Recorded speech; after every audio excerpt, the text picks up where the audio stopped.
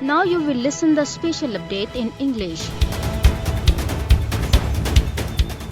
In Indian illegally occupied Jammu and Kashmir, the occupation authorities intensified restrictions in the Kashmir Valley today to prevent people from conducting a march towards Hyderpora area of Srinagar. The All Parties Hurriyat Conference had given a call for the march towards the grave of veteran Hurriyat leader Sayyid Ali Geelani at Hyderpora in Srinagar to pay tribute to him and reiterate the commitment to carry forward the ongoing freedom movement.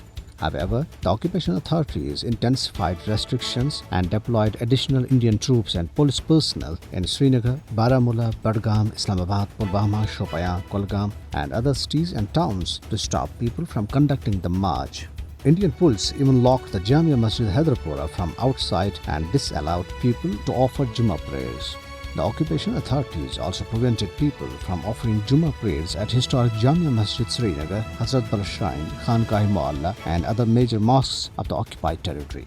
Hurriyat leaders Ghulam Muhammad Khan Sopori and Mir Shahid Salim, addressing condolence meetings, paid glowing tributes to the veteran Hurriyat leader Sayyid Ali Geelani and renowned journalist, intellectual and executive director of Kashmir Media Service Sheikh Tajamul Islam, who passed away recently.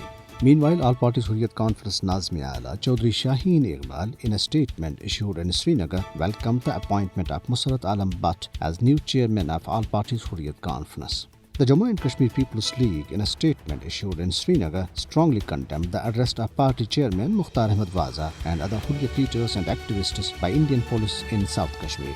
World human rights bodies, including International Federation for Human Rights, Forum Asia and World Organization Against Torture, condemned the serious human rights violations committed by Indian authorities in Indian illegally occupied Jammu and Kashmir.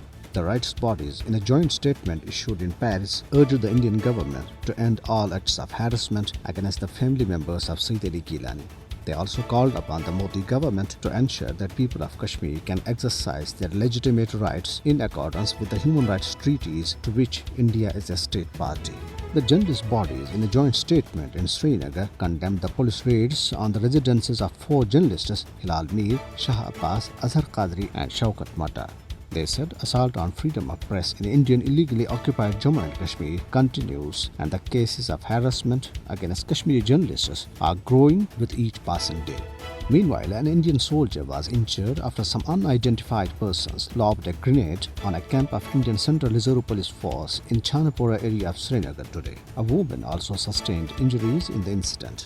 An Indian soldier died of cardiac arrest in Chadora area, Budgam district today.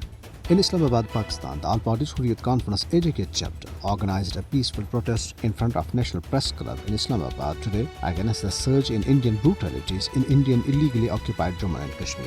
The chapter, in a meeting held at its office, also expressed profound grief and sorrow over the demise of illegally detained Hurriyat leader Miraduddin Kalwal's mother, who passed away in Srinagar. In yet another horrific incident, the rowdy and ungoverned Hindu goons lynched a 22-year-old Muslim youth Sameer Chaudhry in Indian state of Uttar Pradesh, which is ruled by a notorious Hindu leader, Yogi Adityanath. According to the reports, Hindu fanatics, along with Sameer, got hold of 2 other Muslim boys, but somehow they managed to escape. And this is for now. Have a good night and keep listening Radio Sada, Hurriyat, Jammu Kashmir.